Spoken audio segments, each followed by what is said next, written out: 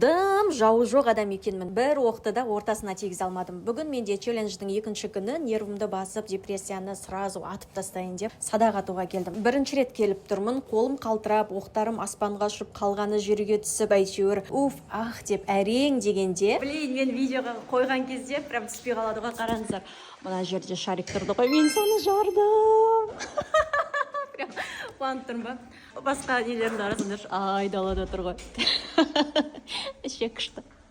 Кайф, прям әдемі күшті. Короче, қызық екен. Андай қолым талып кетеді, сосын қолымның ана жері ауырады. И одан кейін ашықтары.